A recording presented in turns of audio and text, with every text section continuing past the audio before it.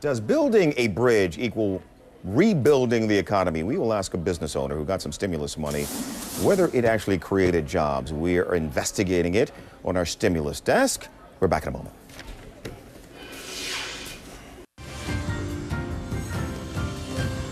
Okay, the stimulus project now, a bridge for Amtrak in Connecticut. Is there a trickle-down effect that makes this a good example for stimulus spending?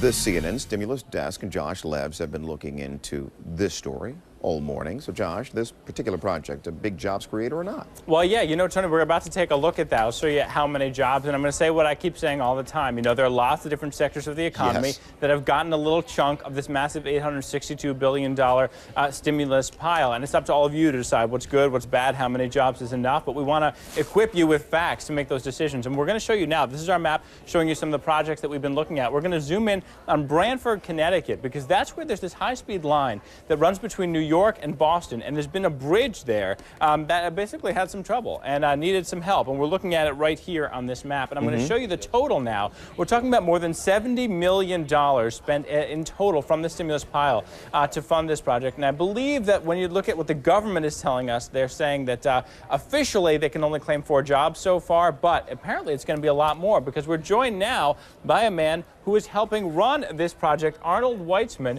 who is an engineer with one of the companies that's gotten about 10% of this. Arnold, can you hear me there? Yes, I can hear you. How are you doing, Jeff? I'm doing great. How are you doing? So I understand your company got about $7 million of this $70 million pile. Talk to me about what you're doing with that funding, the kind of difference that the stimulus is making for you.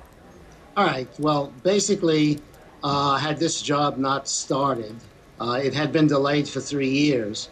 At the end of July of this last year, we started the job.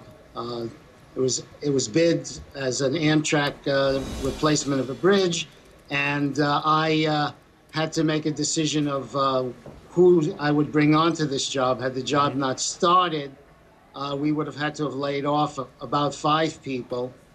Going forward, I have 5 people on here, but over the next 5 years, this is a 5-year job, it'll ramp up and I'll have as many as 12 or 13 people on this job for 5 years. That's a good thing in this kind of economy. Right. I'll just say, that's one of the things I always look at, you know, and Tony knows this too. We're often hearing these figures about jobs, how many jobs. I always want to know how long they last, because some construction jobs are just a couple weeks. You're saying you would have had to lay off 5 people, but because you got the $7 million pile, what you're going to be having is over 5 years. You're going to be having a lot more than that, 3-fold, 4-fold that number, basically, right? Yes, AI engineers will have increased its revenue and been able to hire more people because of this job.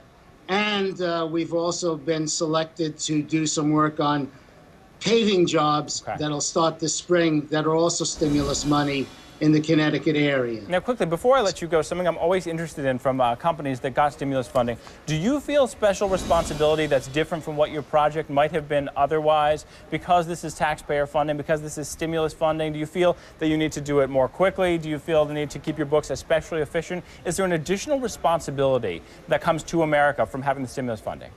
Yes, absolutely, because what we have to do is we have to track all of the dollars and who's being hired and when they're being hired. So, but part of this project is we have to track not only our jobs, but the jobs of the contractor, the subcontractor, the suppliers, the police, everyone who's involved in the job, the Amtrak employees. See, not only do we have 7 million, the contractor has 50 million, Amtrak has 10 million.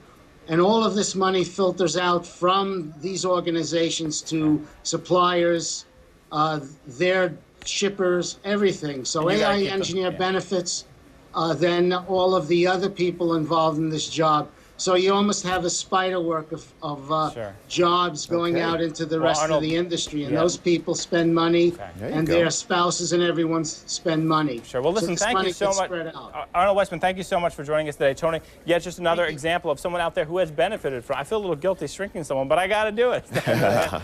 Quickly before we go, we get to add this now to our total of how many dollars we have looked at here, Tony, of that massive pile of the 862. Cha-ching, we're now up to $8.4 billion that CNN has put under review, and we're still going, Tony. We got a long way to go.